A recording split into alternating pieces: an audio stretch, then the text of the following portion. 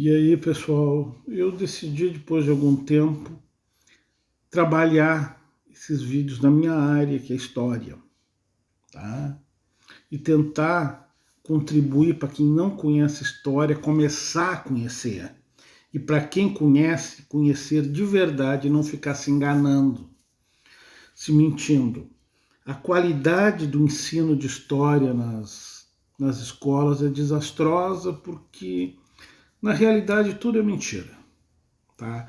O governo constrói a história de acordo com os interesses dele. Para quem quer conhecer história de verdade, antropologia, sociologia, filosofia, tu tem que pensar com a mente da época que tu está estudando. Não adianta tu pensar com uma mente do século XXI e tentar entender a Idade Média, tentar entender a Antiguidade, a Idade Moderna, as ações e atitudes da época. Hoje, a maioria das atitudes de 1000 anos atrás seriam consideradas bárbaras, mas na época era a coisa mais natural do mundo.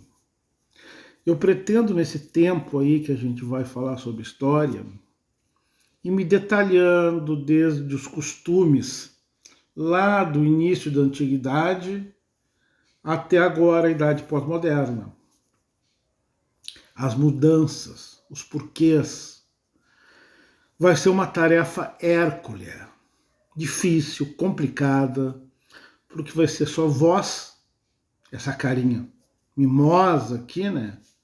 Um misto de capivara com sapo. E tudo que eu aprendi nesses 40 não. Com 6 anos eu li Robinson Crusoe. E li Robinson Crusoe do Daniel Defoe e li Marco Polo, o livro das maravilhas de Marco Polo, que foi escrito pelo Justiniano de Pisa. Tá? O Daniel Defoe, em 1600 e uns quebrados, quando escreveu Robinson Crusoe, foi o primeiro livro da literatura moderna. O Marco Polo foi talvez o segundo best-seller, que o primeiro foi o livro dos cristãos, né? O livro sagrado cristão, que vocês chamam de Bíblia, que é um misto da Torá com uma construção que o Constantino fez e criou o Novo Testamento. Colaram ali, fizeram 50 exemplares e ficou como se um Deus tivesse escrito aquilo ali. Foi escrito por homens. Durante centenas de anos. E a maioria dos homens que escreveram esses livros não foram eles, sim foram escribas. E eles foram baseados em literatura oral. Tudo isso a gente vai abordar, tá? Detalhadamente, mais profundamente, citando a maioria das fontes. Que na história tu tem que dizer a fonte. Se tu não disser é que nem fake news. Os caras falam, mas de onde que veio? Quem escreveu? Quem pesquisou? Se tu não souber a fonte, não tem valor. Tá? Mas o principal na história é o seguinte, como eu estava dizendo. Tu tem que ter a visão, tu tem que estudar, por exemplo, tu vai estudar o século V. A queda de Roma. Certo? Tu vai ter que ter a visão das pessoas que viveram no século V. Tu vai ter que enxergar o mundo como as pessoas enxergavam o mundo no século V. Isso é um exercício extremamente cansativo, difícil e que vai te desprender de todas tuas manias, teus vícios, tuas superstições, que tu vai ver que tudo é uma grande bobagem, tá? Mas vamos fazer esse trabalho.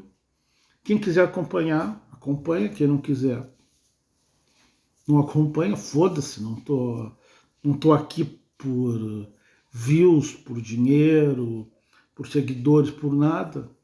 Para mim é uma maneira de contribuir para o conhecimento das pessoas e nada além disso. Tá? As universidades nunca me aceitaram porque eu não vou virar uma putinha da esquerda ou da direita defendendo ideologias que eu sei que fracassaram e são totalmente mentirosas. Tá? Enfim, as portas se fecham para quem quer falar a verdade. Existe um bom jornalista, historiador chamado Eduardo Bueno, que a maioria das pessoas conhece, só que ele tem um grave problema, o ego. Talvez fosse uma das cabeças mais brilhantes do Brasil, mas o ego fudeu ele. Mas ele sabe muito, se vocês quiserem dar uma curtida em Eduardo Bueno é bom. Mas como eu disse, ele perdeu pro ego. Mas então tá, a gente vai começar a abordar de maneira não linear desde a antiguidade, da antiguidade, vamos dizer, não a tardia, a antiguidade lá por volta de Homero, onde tudo começou, um pouco antes, no século XII, antes de Cristo, quando os mitos como Abraão, Moisés, o faraó do Egito, que a gente não sabe quem é até agora, que escravizou os judeus. Como é que os judeus conseguiram ficar 40 anos num deserto que as pessoas atravessam em 6 dias? E por aí vai, até a idade pós-moderna, que hoje os fatos mais importantes, no dia de hoje, 3 ou 4 de novembro, 3 de novembro, né? De 2022 são a guerra da Chechênia, lá com a Rússia, são a Coreia do Norte e a Coreia do Sul se cagando de pau, são a direita brasileira, a extrema direita brasileira que nunca leu um livro na vida, que não sabe soletrar, reclamando da esquerda brasileira que venceu a eleição, que a esquerda brasileira não é esquerda, a esquerda brasileira é quase uma direita, a esquerda brasileira é reformista, mas ela não tem nada de comunismo, e o Brasil não tem nada de comunista. O comunismo está estagnado, certo? Está parado.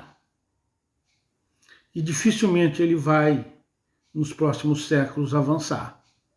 O que a gente pode é tentar criar uma social-democracia.